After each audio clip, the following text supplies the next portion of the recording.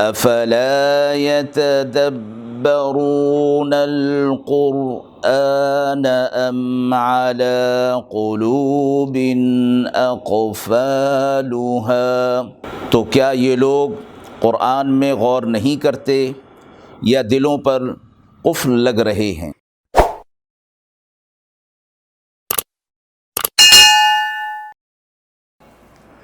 بسم اللہ الرحمن الرحیم۔ ناظرین کرام، درس قرآن کا یہ پروگرام آج سورۃ البقرہ کی آیت نمبر 192 سے شروع ہو رہا ہے۔ اعوذ باللہ من الشیطان الرجیم، بسم اللہ الرحمن الرحیم۔ فَإِنِ انتهوا فَإِنَّ اللَّهَ غَفُورٌ رَحِيمٌ وَقَاتِلُوهُمْ حَتَّى لَا تَكُونَ فِتْنَةٌ وَيَكُونَ الدِّينُ لِلَّهِ فَإِنِ انتهوا فَلَا عُدْوَانَ إِلَّا عَلَى الظَّالِمِينَ۔ الشہر الحرام بالشہر الحرام والحرمات قصاص فمن اعتدى عليكم فاعتدوا عليه بمثل ما اعتدى عليكم واتقوا الله واعلموا أن الله مع المتقين۔ وَأَنفِقُوا فِي سَبِيلِ اللَّهِ وَلَا تُلْقُوا بِأَيْدِيكُمْ إِلَى التَّهْلُكَةِ وَأَحْسِنُوا إِنَّ اللَّهَ يُحِبُّ الْمُحْسِنِينَ۔ پھر اگر وہ باز آ جائیں تو بے شک اللہ بخشنے والا رحم کرنے والا ہے، اور ان سے قتال کرو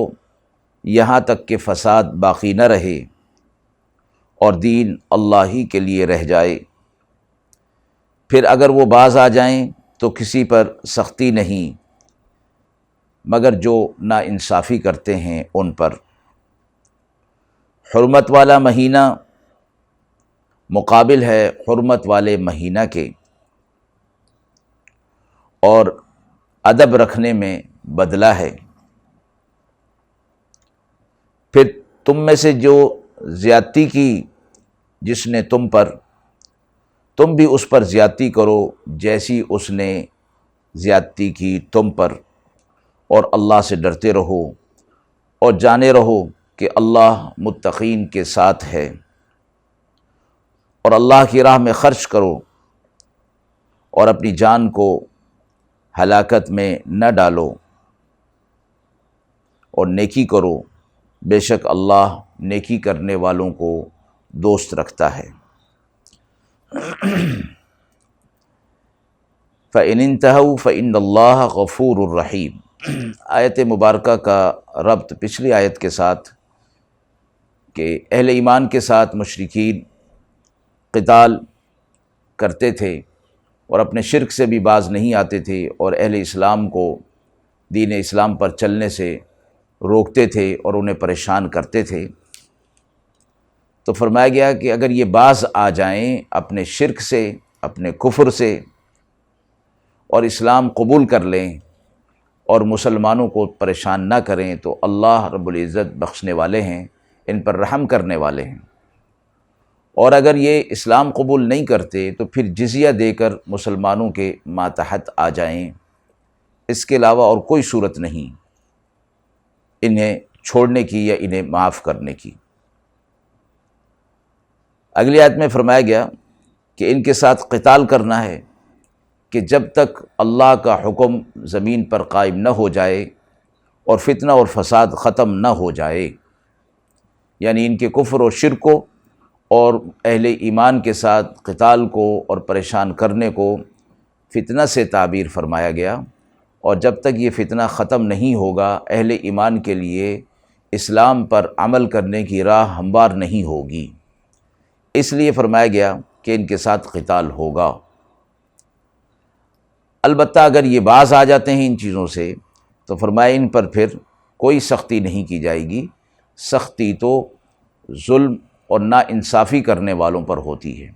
اور یہ ظلم اور ناانصافی مسلمانوں کے ساتھ یہ لوگ کر رہے ہیں، اس لیے قتال کی سختی انہی کے ساتھ روا رکھی جائے گی۔ الشہر الحرام بالشہر الحرام، حرمت والے مہینوں کا ذکر ہے اس آیت مبارکہ میں، اور اس کا شان نزول کچھ اس حوالے سے ہے کہ 7 ہجری میں رسول اللہ صلی اللہ علیہ وسلم نے جب صلح حدیبیہ کے قانون کے مطابق، یعنی صلح حدیبیہ سے اگلے سال فوت شدہ عمرہ ادا کرنے کے لیے صحابہ اکرام رضوان اللہ تعالی علیہم اجمعین کے ساتھ مکہ کے سفر کا ارادہ فرمایا، تو صحابہ اکرام رضوان اللہ تعالی علیہم اجمعین جانتے تھے کہ کفار معاہدوں اور صلح کی کوئی پاسداری نہیں کرتے، ممکن ہے کہ وہ جنگ کرنے لگیں، یعنی جب ہم وہاں پہنچیں تو وہ ہمارے ساتھ جنگ کرنے لگیں۔ تو اس جنگ میں صحابہ کے لیے اشکال یہ تھا کہ ایک تو حرم مکہ اور دوسرا اشہر حرم یعنی حرمت والے مہینے، تو اس میں تو ناجائز ہے جنگ کرنا، تو پھر اس کا کیا معاملہ ہوگا؟ تو اس کا جواب پچھلی آیت میں دے دیا گیا تھا کہ حرم مکہ میں تو قتل و قتال منع ہے، لیکن اگر کفار ان کے ساتھ کرتے ہیں تو حالت استثناء ہوگی، اپنے دفاع میں ان کے ساتھ قتال کرنا جائز ہوگا۔ یہاں بھی یہی فرمایا گیا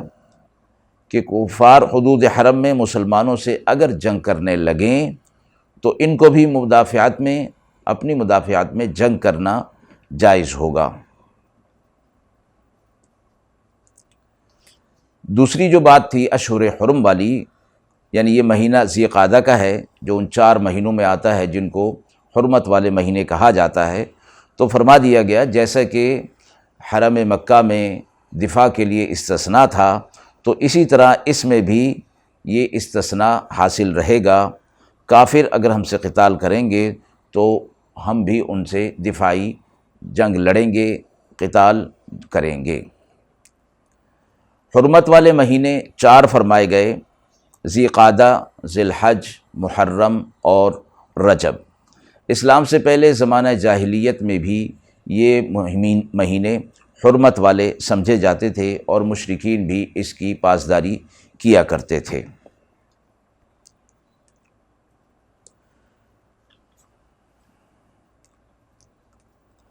ساتھ ہی فرمایا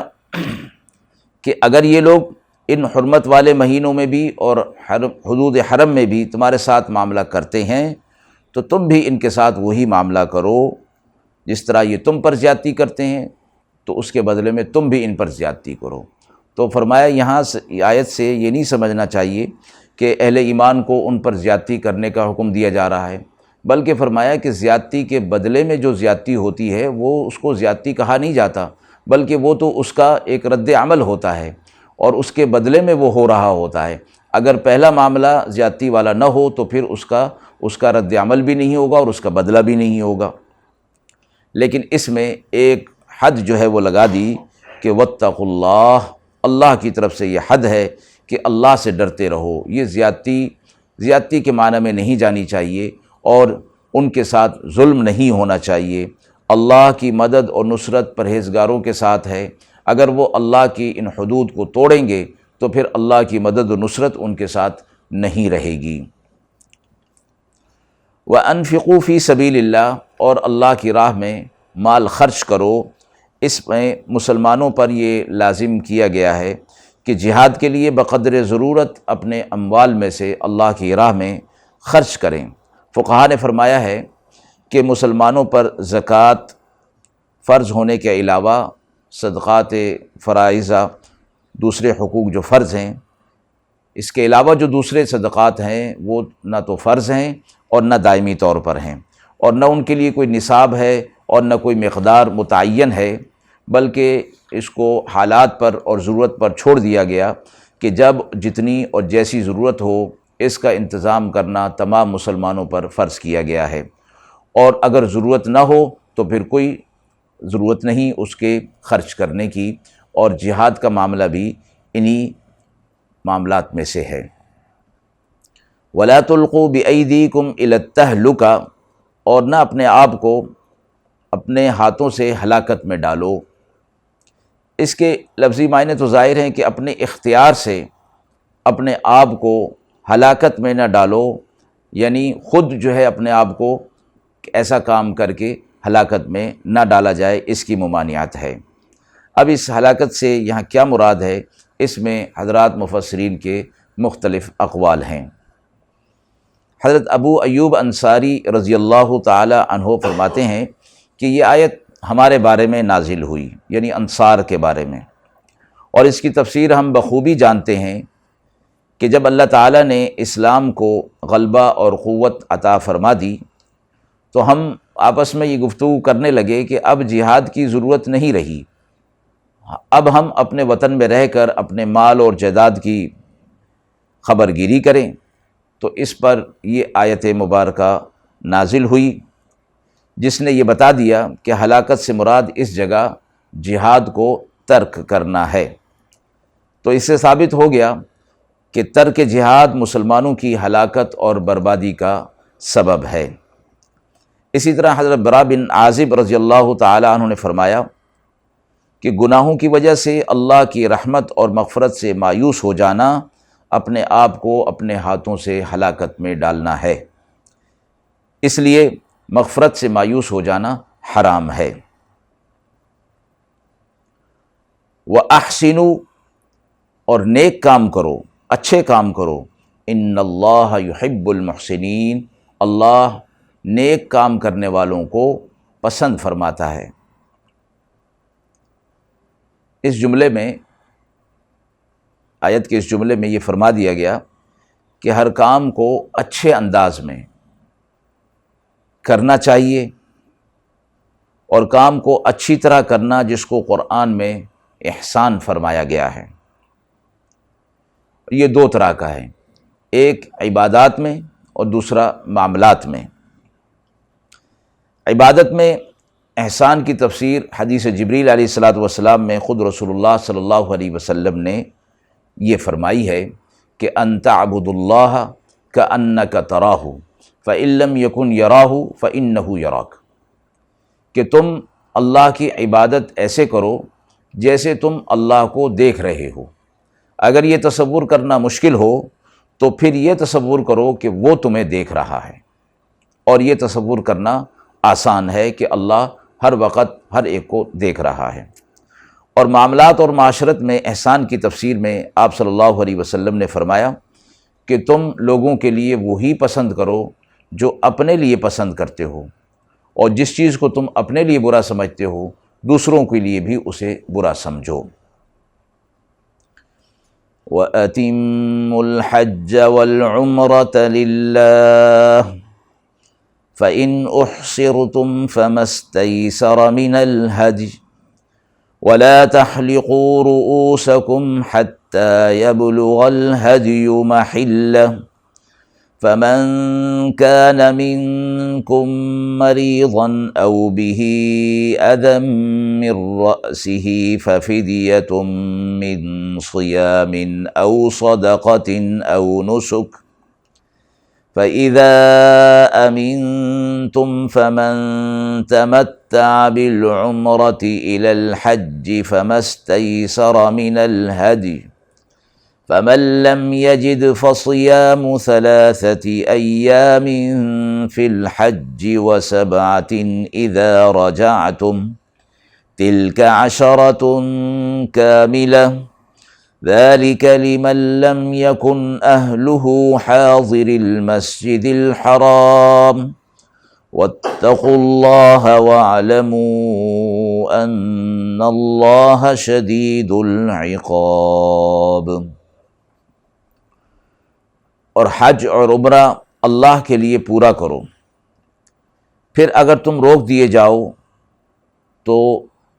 تم پر ہے جو کچھ کے میسر ہو قربانی سے، اور بال نہ کاٹو اپنے سروں کے جب تک کہ نہ پہنچ جائے قربانی اپنے ٹھکانے پر۔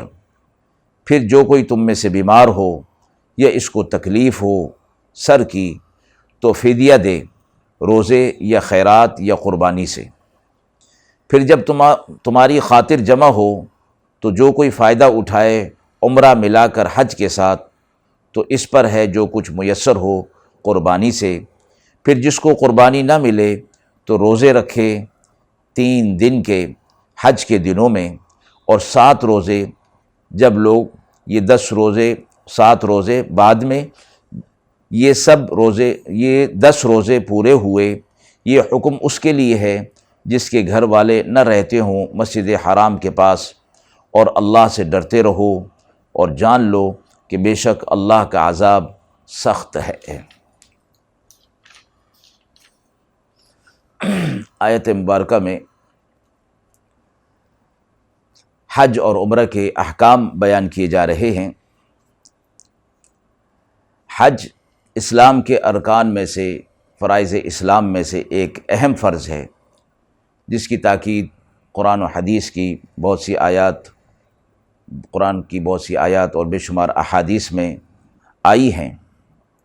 آیت میں فرمایا اتم الحج والعمرۃ للہ، یعنی جب کوئی شخص حج یا عمرہ کو بذریعہ احرام شروع کر دے تو اس کا پورا کرنا اس پر واجب ہو جاتا ہے۔ جیسے کہ عام نفلی نماز اور روزے کا بھی یہی حکم ہے کہ جب شروع کر دیا گیا تو پھر اس کو پورا کرنا واجب ہو جاتا ہے۔ ابن کثیر نے بحوالہ ترمذی حضرت جابر رضی اللہ تعالی عنہ سے نقل فرمایا ہے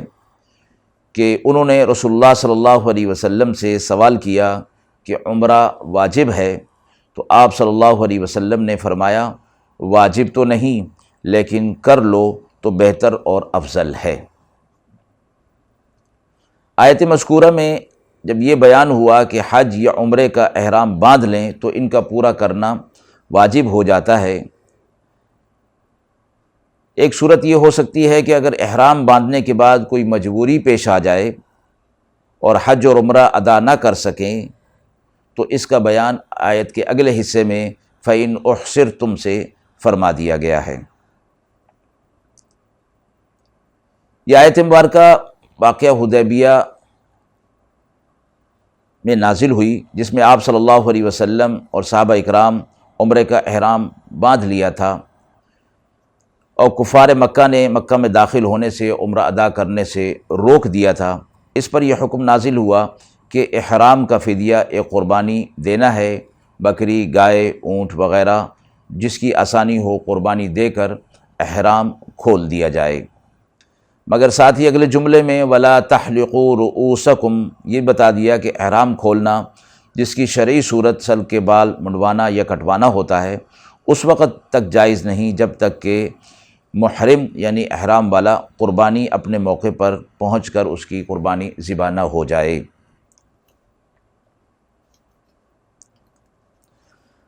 فَمَنْ كَانَ مِنْكُمْ مَرِيضًا أَوْ بِهِ أَذًى مِّن رَأْسِهِ اس میں ارشاد فرمایا کہ اگر کسی بیماری کے سبب یا کسی اور وجہ سے بال منڈوانے کی مجبوری ہو، تکلیف ہو، تو ایسی صورت میں بقدر ضرورت بال منڈوانا جائز ہے، مگر اس کا فدیہ ادا کرنا ہوگا اور اس کے بدلے روزہ یا صدقہ یا قربانی کی جا سکتی ہے۔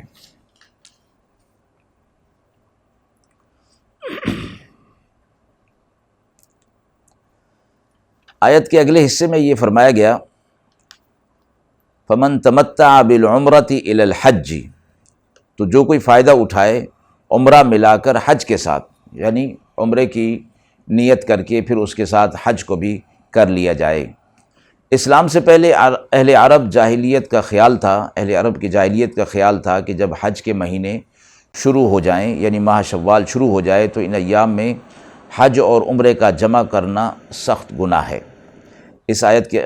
میں یہ فرما دیا گیا کہ ان کے اس خیال کی اصلاح کر دی گئی کہ حدود میقات کے اندر رہنے والوں کے لیے تو حج و عمرہ دونوں کو اشہر حج میں جمع کرنا ممنوع رکھا گیا ہے، کیونکہ ان کو اشہر حج کے دوبارہ عمرہ کے لیے سفر کرنا مشکل نہیں ہے، لیکن حدود میقات کے باہر سے آنے والوں کے لیے جمع کرنے کو جائز قرار دے دیا گیا کہ دور دراز سے عمرہ کے لیے مستقل سفر کرنا ان کے لیے آسان نہیں ہے۔ البتہ جو لوگ حج اور عمرے کو اشہر حج میں جمع کریں ان پر واجب ہے کہ دونوں عبادتوں کو جمع کرنے کا شکر ادا کریں۔ وہ یہ کہ جس کو قربانی دینے کی قدرت ہو وہ قربانی دے دے، بکری، گائے، اونٹ، جو اس کے لیے آسان ہو، لیکن جس شخص کی مالی حیثیت قربانی ادا کرنے کے قابل نہیں، اس پر 10 روزے رکھے گئے ہیں، اور وہ 10 روزے اس طرح کہ 3 روزے تو ایام حج کے اندر ہی اس کو رکھنے ہوں گے، اور باقی 7 روزے حج سے فارغ ہو کر جہاں چاہے اور جب چاہے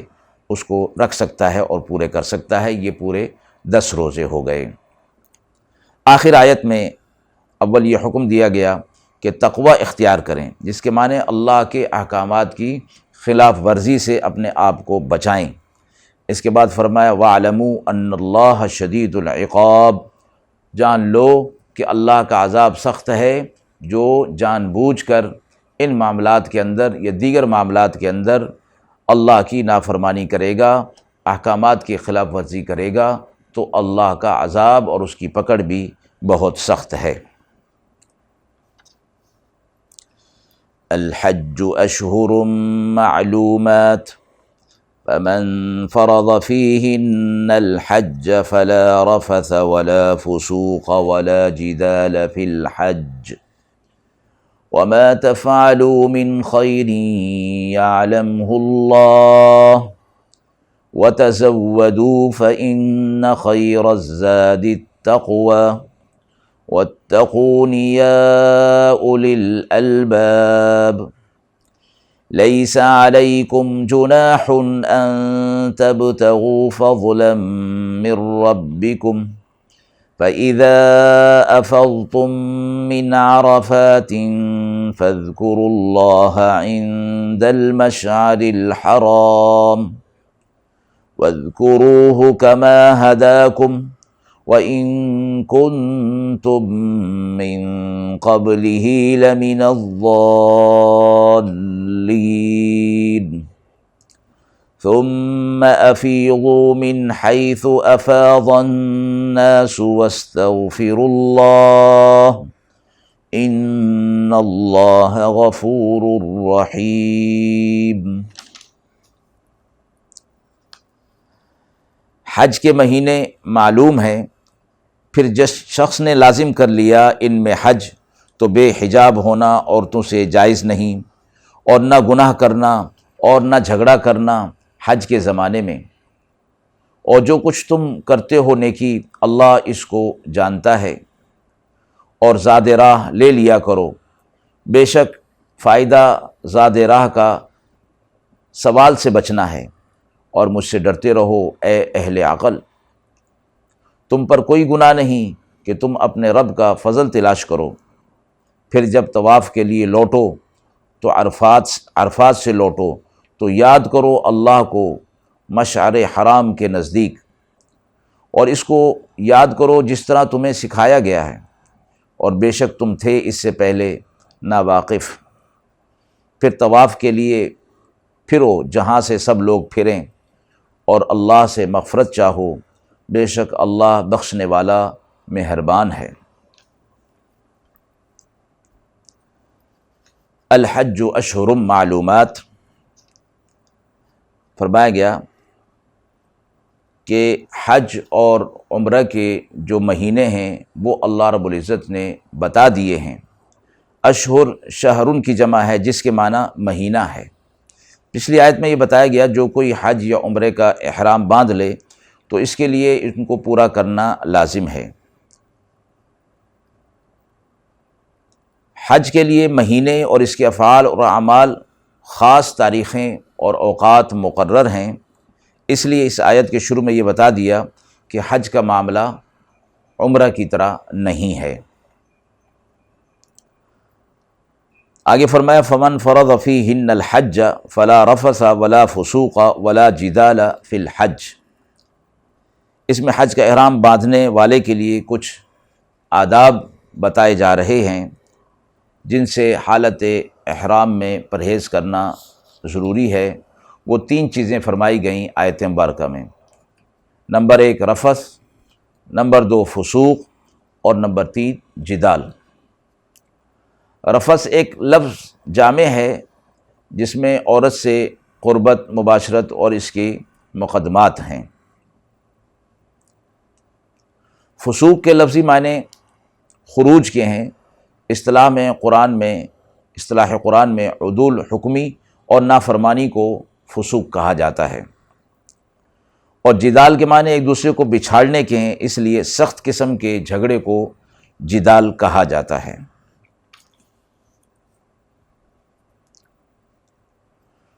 وَمَا تَفْعَلُوا مِنْ خَيْرٍ يَعْلَمْهُ اللَّهُ، اس میں یہ بتا دیا گیا کہ مقدس مقامات میں صرف یہی نہیں کہ گناہوں سے اور اللہ کی نافرمانی سے اپنے آپ کو بچانا ہے، بلکہ اس مقام پر آنے کے بعد اور ایسے اوقات میسر ہو جانے پر اللہ کا ذکر اور نیک کاموں میں اپنے آپ کو لگاؤ، تو اللہ کی طرف سے تمہیں مزید انعامات ملیں گے۔ وَتَزَوَّدُوا فَإِنَّ خَيْرَ الزَّادِ التَّقْوَىٰ، اس میں ان لوگوں کی بات کی جا رہی ہے جو حج و عمرہ کے لیے بے سر و سامانی کے ساتھ نکل کھڑے ہوتے ہیں اور اس چیز کو اللہ پر توکل کرنا سمجھتے ہیں، پھر راستے میں زیادہ راہ نہ ہونے کی وجہ سے انہیں پریشانی ہوتی ہے، خود بھی تکلیف اٹھاتے ہیں اور اپنے ساتھ دوسروں کو بھی پریشان کرتے ہیں۔ ان کو ہدایت دی جا رہی ہے کہ سفر حج کے لیے ضروریات سفر ساتھ لینا چاہیے اور یہ توکل کے خلاف نہیں ہے۔ لیس علیکم جناح ان تبتغوا فضلا من ربکم، یعنی تم پر اس میں کوئی گناہ نہیں کہ تم سفر حج میں تجارت یا مزدوری کے ذریعے کچھ روزی کما لو، اللہ تعالیٰ کا دیا ہوا رزق حاصل کر لو۔ آیت مبارکہ میں واضح ہو کر دیا گیا کہ اگر کوئی شخص دوران حج کوئی خرید و فروخت یا مزدوری کر کے جس سے کوئی نفع حاصل کرنا چاہے تو اس کے لیے کوئی گناہ نہیں، البتہ اس کی کچھ شرائط رکھی گئی ہیں۔ جس طرح کہ اہل عرب حج کو تجارت کی منڈی اور نمائش گاہ بنا لیا کرتے تھے، اس کی اصلاح قرآن نے 2 لفظوں سے کر دی۔ ایک تو یہ کہ جو کچھ وہ حاصل کر رہے ہیں اللہ کا فضل اور عطا سمجھ کر حاصل کریں اور اس پر شکر گزاری کریں۔ فضلا من ربکم میں اس بات کی طرف اشارہ فرمایا۔ دوسرا لیس علیکم جناح کے لفظ سے یہ بتا دیا گیا کہ اس کمائی میں تم پر کوئی گناہ نہیں، جس میں ایک طرف تو یہ اشارہ ہے کہ اخلاص کامل میں فرق آئے گا اگر تم اپنی ساری توجہ اس کام کی طرف لگا دو گے۔ اصل نیت حج کی ہو اور اسی کے شوق میں نکلا جائے، لیکن مصارف حج یا گھر کی ضروریات میں تنگی ہو، اس کو پورا کرنے کے لیے اگر کوئی معمولی تجارت یا مزدوری کر لی جائے، یہ اخلاص کے خلاف نہیں۔ ہاں، اس میں بہتر یہی ہے کہ خاص ان ایام میں جن میں حج کے افعال ہوتے ہیں کوئی مشغلہ تجارت یا مزدوری وغیرہ کا نہ اختیار کیا جائے، بلکہ ان ایام کو خالص عبادت و ذکر میں گزارے۔ اسی وجہ سے علماء نے خاص ان ایام میں تجارت اور مزدوری کو منع فرمایا ہے، اور ان ایام کے علاوہ جو دن ہیں اس میں یہ کام کیا جا سکتا ہے۔ اس کے بعد اسی آیت میں فَإِذَا أَفَضْتُم مِّنْ عَرَفَاتٍ فَاذْكُرُوا اللَّهَ عِندَ الْمَشْعَرِ الْحَرَامِ میں یہ فرمایا گیا کہ جب تم عرفات سے واپس آنے لگو تو مشعر حرام کے پاس اللہ تعالیٰ کو یاد کرو، اور اس طرح یاد کرو جس طرح کہ تمہیں بتایا گیا ہے، اور در حقیقت اللہ تعالیٰ کے اس بتانے سے پہلے تم ناواقف تھے۔ اس آیت میں کے حصے میں یہ بتا دیا گیا کہ عرفات سے واپسی میں رات کو مزدلفہ میں قیام کرنا اور اس کا خاص ذکر کرنا واجب ہے۔ عرفات لفظاً جمع ہے اور ایک خاص میدان کا نام ہے۔ حجاج اس میں پہنچتے ہیں اور زوال آفتاب سے مغرب تک یہاں قیام کرنا حج میں حج کا اہم ترین فرض ہے، جس کے فوت ہونے کا کفارہ اور فدیہ نہیں ہو سکتا۔ وَاذْكُرُوهُ كَمَا هَدَاكُمْ، اس میں یہ فرمایا گیا کہ اللہ تعالیٰ نے اپنی یاد، ذکر اور عبادات کے طریقے بتائے ہیں، ان کو اسی طرح ہی ادا کرنا چاہیے، اپنی رائے اور قیاس کو اس میں دخل نہیں دینا چاہیے۔ اس کے بعد فرمایا ثم افیضوا من حیث افاض الناس، یعنی پھر جب تم کو سب کو ضروری ہے کہ اسی جگہ ہو کر واپس آؤ جہاں سے لوگ جا کر واپس آتے ہیں، اور اللہ تعالیٰ کرنے والے اور مہربانی فرمانے والے ہیں۔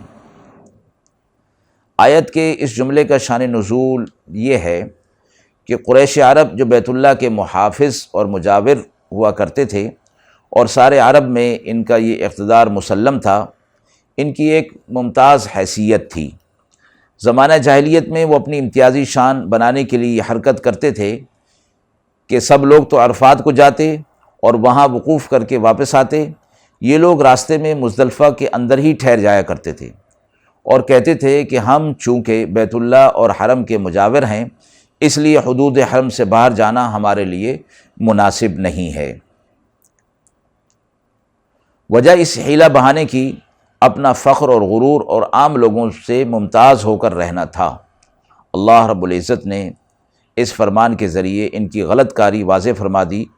اور ان کو حکم دیا کہ تم بھی وہیں جاؤ جہاں سب لوگ جاتے ہیں،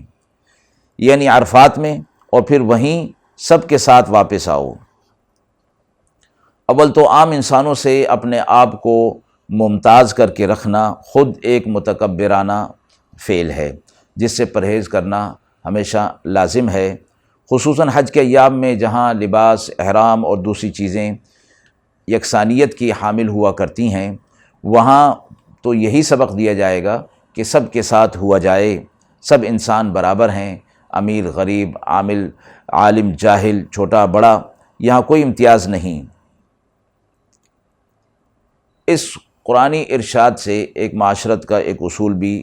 سامنے آ جاتا ہے کہ رہن سہن، قیام و مقام میں بڑوں کو چاہیے کہ چھوٹوں سے الگ اور ممتاز ہو کر نہ رہیں، بلکہ مل جل کر رہیں۔ اس میں باہمی اخوت اور ہمدردی اور محبت اور تعلق ہے، جس سے آپس میں تعلقات بھی بڑھتے ہیں اور ایک دوسرے کے ساتھ کام آنے کے مواقع بھی ہوتے ہیں، اور حدیث کا مصداق بن جاتے ہیں، خیر الناس من ینفع الناس، تم میں بہترین شخص وہ ہے جو دوسروں کے لیے نفع کا باعث ہو۔ وآخر دعوانا ان الحمد للہ رب العالمین۔